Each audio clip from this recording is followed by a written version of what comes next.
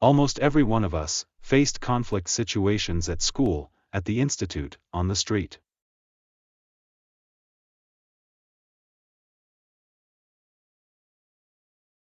We know that unpleasant feeling of fear, when some dude looks at you defiantly. We can persuade ourselves that we were just confused, that we simply did not orient ourselves in an unexpected situation, and that next time everything will be different. But to be honest with ourselves, we must admit that it was fear. But there are always a few bullies in the class, who are absolutely not afraid to fight. Also in the area there are a couple of authoritative guys, who are not afraid of anyone, and are ready to go against the crowd alone.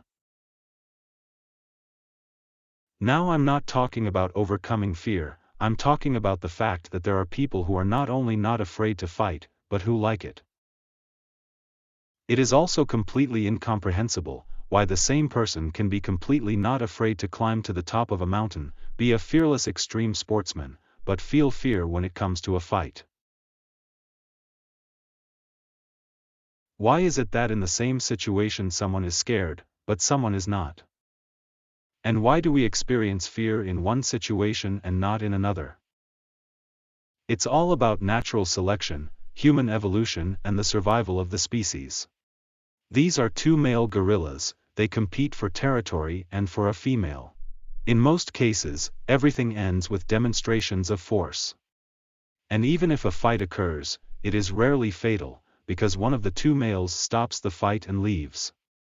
Fear of a larger male, as well as stopping the fight, is programmed into the genes and controlled by the activation of certain parts of the brain and the release of appropriate hormones into the blood. So when a male sees an enemy in front of him, his brain compares the opponent's size to the maximum allowable opponent size, which is programmed into his DNA. If the size of the rival is larger, then a series of biochemical reactions and a corresponding response of the central nervous system occur. As a result, the male runs away. The fight stops in exactly the same way. When the damage caused to the body becomes more than permissible, the brain sends a team to run away.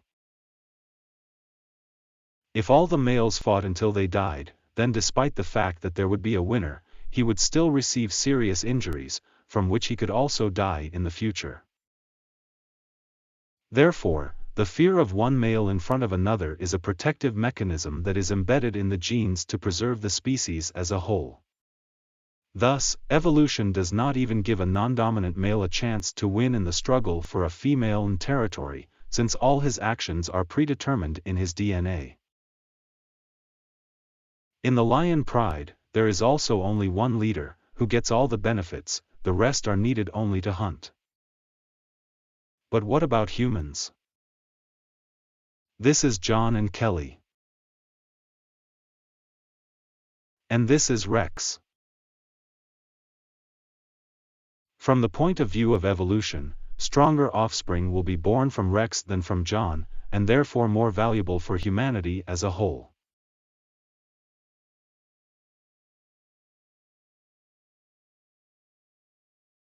But back to the dark alley. Let's ask Kelly to leave John for now.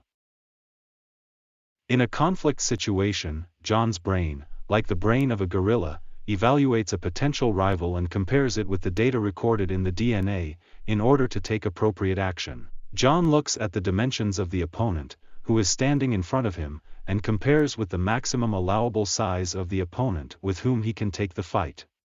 He also evaluates facial expressions, to intuitively determine the level of aggression of the opponent. In addition, John's brain reads many other signals to make the appropriate decision. When all the signals are read, a certain set of hormones is released into the blood. As a result, John feels fear and decides to run away. Good thing we asked Kelly to leave. If she had been present, she would most likely have considered John a coward and perhaps even broke up with him after a series of offensive words. But is it John's fault that he ran away? Maybe he just got a losing lottery ticket in the form of genes encoded in a certain way in his DNA? Let's figure it out.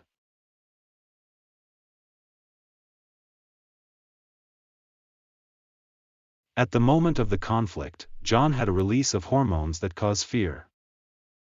This is a subconscious reaction that John cannot control with his will. But how John will act in this situation depends on his decision.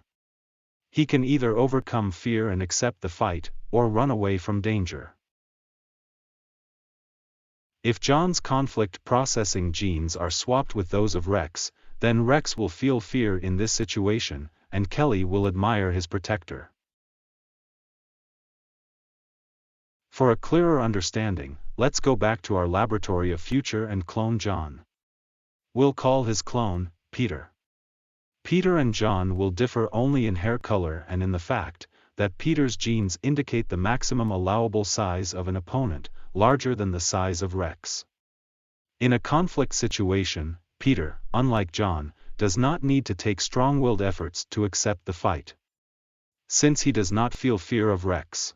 But John must overcome a disgusting sense of fear in order to stand up for himself.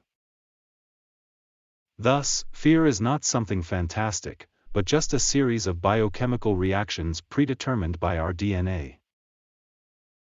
But how did it happen that our DNA is imprinted with some maximum allowable values for certain characteristics of an opponent for accepting a fight? And why in most cases we are afraid of a larger opponent, and not vice versa? At the beginning of the path of human civilization, our ancestors were not afraid to fight even with an opponent superior in size to them. But in the vast majority of cases, the winner in the fight was a fighter whose size was larger. Thus, a kind of protective mechanism was formed that prevented the fight itself, and hence the consequences that were serious for health, contributing to the preservation of our species as a whole. But why are we afraid of guys with aggressive facial expressions? And even a huge good-natured man causes us less fear than a short man with a menacing expression. All for the same reason. As a result of countless fights, the more significant factor for victory was not size, but aggression. How aggressive your potential opponent was could be revealed by the expression on his face. Thus, the opponent's facial expressions play one of the most important roles in the emergence of a subconscious reaction of fear. So, large size, frightening facial expressions, what other criteria for assessing an opponent and the appearance of fear are recorded in our DNA? There are many of them. For example, voice timbre, posture, gait, behavior, and gestures. In the modern world, semantic factors have also been added. People can be afraid of a seemingly harmless guy, just knowing that he is a member of one of the street gangs.